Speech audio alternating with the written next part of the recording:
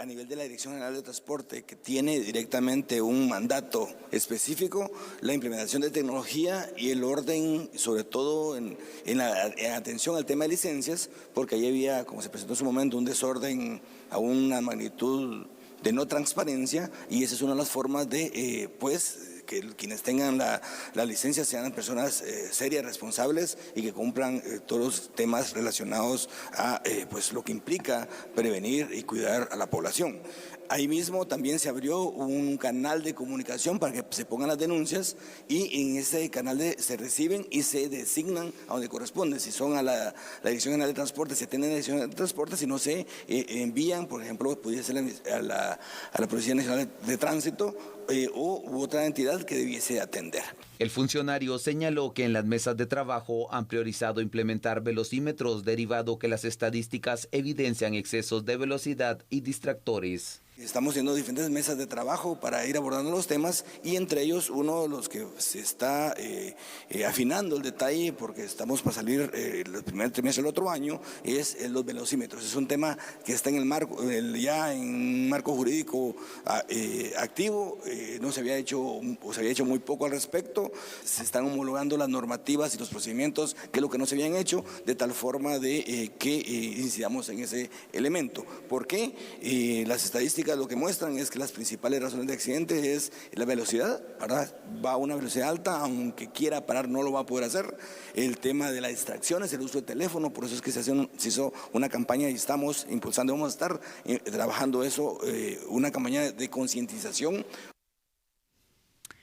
Muy bien, es importante entonces poder tratar esta situación. ¿Cuántas veces no hemos reportado acá accidentes de tránsito donde el transporte extraurbano y el transporte pesado se ven involucrados?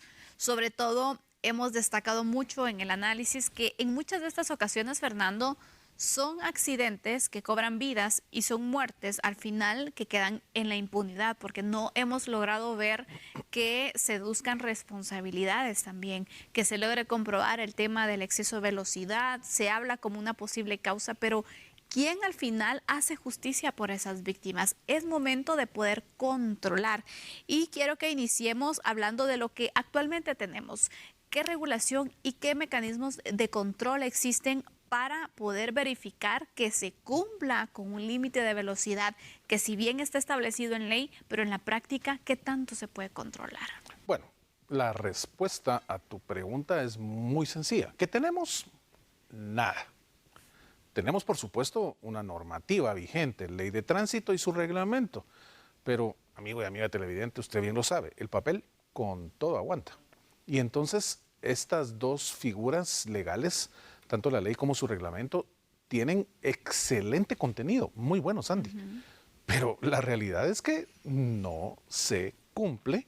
Y cuando tú vas en las calles de la ciudad o bien de alguna cabecera, o vas en una carretera, te das cuenta que ese código, esa normativa, no es más que un cuadernito impreso que puedes comprar allá por la torre de tribunales, o bien pues es un archivo PDF que solo lo pasas con el dedo leyéndolo y más nada. Guatemala, en materia de tránsito, te puedo asegurar que es un país anárquico completamente. Vivimos en una anarquía absoluta en donde realmente quien está al frente de un volante, sea cual sea el tipo de volante, sea de motocicleta o sea de un vehículo, no importa la cantidad de ruedas, hace lo que se le da la gana en calles y carreteras. Acá la normativa no te afecta hasta que no te aparecen 3, 4, 5 multas por exceso de velocidad. Yo te pongo un caso. Aquí en Guatemala es muy recurrente que a muchos guatemaltecos les aparezcan multas, por ejemplo, en el periférico. En el periférico es un punto donde la municipalidad creo que tiene una excelente inversión en materia de cámaras y velocímetros, porque si tú te pasas de los 70 kilómetros por hora, y te lo está diciendo alguien por experiencia con propia, uno más o dos. Así es, fueron 4 o 5 kilómetros más y ahí estuvieron 2 multas. Obviamente llegué y las pago porque es mi responsabilidad. Pero te digo una cosa, cuando yo entro al periférico, puro loco, me ves viendo el velocímetro, el tacómetro de mi carro para que no exceda de los 70 kilómetros. Sí. Entonces, hasta ese punto, Es un miedo. te digo una cosa, yo no aprendí la lección. ¿Por qué? Porque me dolió el bolsillo. El grande de los problemas es que eso sucede en muy pocos lugares aquí en Sí, Guatemala, es en la cierto. capital. Pero cuando tú te vas para Xela, cuando tú te vas para el puerto, cuando tú vas para Escuintla, cuando tú vas para Izabal, ahí no existe la tecnología, no existe esa inversión por parte del Estado para realmente hacernos entender a los guatemaltecos que no tenemos que subir la velocidad permitida, no tener ese peso extra en el pie que da en el acelerador del vehículo y entonces entender que la velocidad máxima se tiene que respetar en materia de no Sí. pasarse de ella. Así que te digo una cosa, no tenemos nada, absolutamente nada. Tienes a un Provial que realmente no tiene un poder coercitivo sobre ningún piloto, solo están en las carreteras para ayudarte, para generar señalización, para generar apoyo, que lo hacen muy bien, por supuesto, excelentes oficiales en Provial, pero la normativa los dejó cortos en función de que no pueden tener realmente un ejercicio coercitivo en contra de quien esté incumpliendo la norma. Tienen que llamar a una patrulla de la Policía Nacional Civil y que sea específicamente de tránsito para que llegue y ejerza coercibilidad con un piloto que hace 45 minutos se fue porque le metió más peso al pie y en vez de ir a 70, 80 kilómetros, pues va a 140, 160. Uno, dos.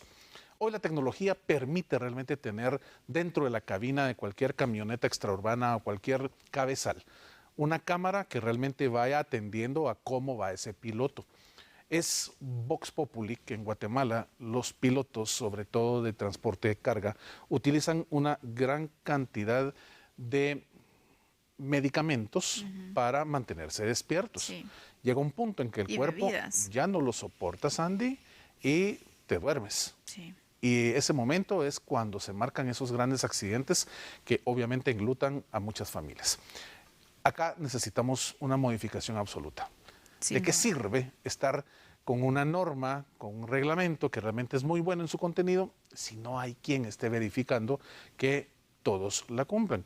Y volvemos a caer, por ejemplo, con los distinguidos motociclistas, andan en su moto y la moto va y viene por donde se le da la gana. ¿Por qué? Porque no hay realmente una policía que esté pendiente y generando un castigo a la persona que pretenda ser superior a lo que dice la ley. Así que estamos realmente en pañales, he de decirte, Sandy, en el tema de tránsito y pues, tanto accidente todos los días. Mira, Sandy, yo no sé si a ti te pasa, me imagino que sí, pero desde primeras horas, cuando uno ya empieza a escuchar a TN23, ¿qué es lo que encuentras en la mañana? Escuchas, por ejemplo, a Noticiete, escuchas a nuestro hermano Telediario, y lo primero es accidente en la Vía Lobos, accidente en la entrada de Villanueva, accidente en el Atlántico. O sea, las únicas vías de acceso que hay para la ciudad capital, con el gran colapso en materia Así de es cierto. tránsito, porque hay un tráiler, un bus del transporte extraurbano, o un motorista irresponsable, o un piloto de un vehículo que iba pasado de tragos,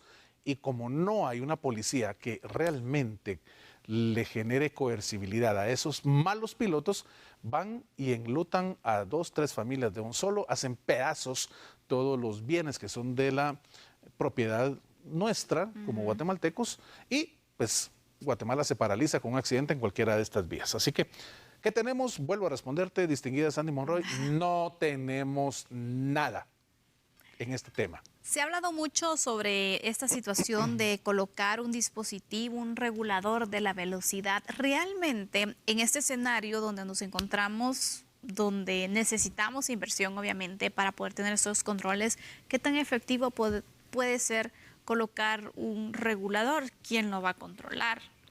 ¿Con qué tecnología o de qué manera también, qué mecanismos de control se van a utilizar para poderlos supervisar, ¿no? ¿Cómo verifico yo que de verdad las unidades tengan esos reguladores y que pues también no burlen el dispositivo o de qué forma se va a controlar realmente? ¿Es solamente colocar un regulador o qué más allá tiene que ser para que sea efectiva esta medida, Fernando? Bueno, mira, Sandy, necesitamos una serie de aspectos en materia tecnológica que permitan que realmente esa velocidad en exceso pueda ser controlada. Por supuesto, un regulador naturalmente no va a permitir que el vehículo, sea cual sea, pase de cierta velocidad que se le programe. Pero en Guatemala tenemos personas que son de una inteligencia y una sagacidad en materia de la tecnología, de todo tipo, no solo de la tradicional, es decir, la motorización de un vehículo pesado, sino también de la tecnología ya en materia de informática, de cómputo que traen estos automotores. Entonces te digo una cosa, se saca un regulador de velocidad y no pasan 15 días sin que ya empieces a ver anuncios, algún tipo de post en redes o qué sé yo, información de boca en boca de que hay en la terminal, de que hay allá en los encuentros, allá en Cuatro Caminos, hay un taller donde te modifican el regulador de velocidad. Entonces, mira, de verdad a veces esa frase, echa la ley, echa la trampa, es muy cierta. Sí. Tenemos que tener a un Estado totalmente distinto a lo que tenemos el día de hoy. Somos un Estado en donde el elemento gobierno no se da abasto, ¿sí? A pesar de que tenemos a un gobierno carísimo en materia de manutención, ¿verdad? Anualmente, ¿cuánto se va en el funcionamiento del elemento gobierno? Y cuando hablo del elemento gobierno son los 3 poderes del Estado y todas las entidades que reciben dinero de nuestros bolsillos de los impuestos que pagamos. Es un gobierno carísimo. Me atrevo a decir que en funcionamiento se va a un 70, 70 y pico % y lo demás es lo que queda para inversión. No alcanza para nada. Por eso es que tenemos carreteras destrozadas, por eso es que tenemos hospitales que no se dan abasto para atender a la gente como se merece, por eso es que tenemos escuelas que no tienen láminas, que no tienen los escritorios adecuados, todo lo que sabemos que pasa en el país. Y entonces, cuando se necesita tener ese espacio de inversión para que realmente el Estado venga a fungir como lo que debería ser, un controlador, un regulador de la actitud abusiva de muchos de nosotros, pensando que somos superiores a la ley, allí, hasta que no tengamos a un Estado diferente al que hoy tenemos en Guatemala, esto va a seguir idéntico. Va a poder decirse, sí, hay que poner estos reguladores, boom, acción de amparo. ¿Por qué? Porque el artículo 5 de la Constitución te estipula, usted puede hacer, señor, todo lo que la ley no le prohíbe. Entonces, hay que ser muy metodológicos, muy específicos, para que esta normativa no entre a pelear con el contenido constitucional. De lo contrario, nulo ipso iure, nulo de pleno derecho, no nace a la vida jurídica. Así que es un tema muy complicado, Sandy. Difícil, y te digo, aquí en Guatemala, vuelvo a recalcar, todos los pilotos, hombres y mujeres de cualquier tipo de vehículo, hacemos lo que se nos da la gana porque no tenemos a un Estado que nos limite, que nos castigue y que realmente nos obligue a cambiar la actitud para no volver a incurrir en esa falta en la cual muchas veces una falta se convierte en un delito porque llegas incluso a quitarle la vida a tu prójimo por tu irresponsabilidad al volante.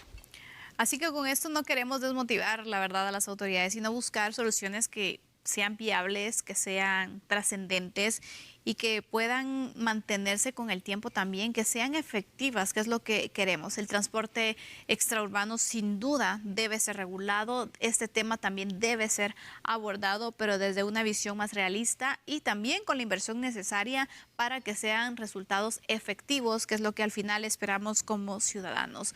Con esto cerramos el análisis, así llegamos al final de la semana con estos temas que esta semana estuvo bastante interesante y variada en los análisis, Fernando. Y siempre es un honor poder compartir este espacio contigo. Un buen fin de semana para ti. Sandy, muy buena noche. Buen fin de semana para ti y para tu familia.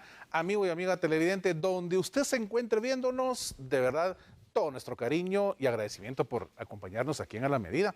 Descanse, disfrutes el fin de semana, disfrute a los suyos y no cambie, por favor, porque regresa Sandy con la información del mundo. Ya volvemos.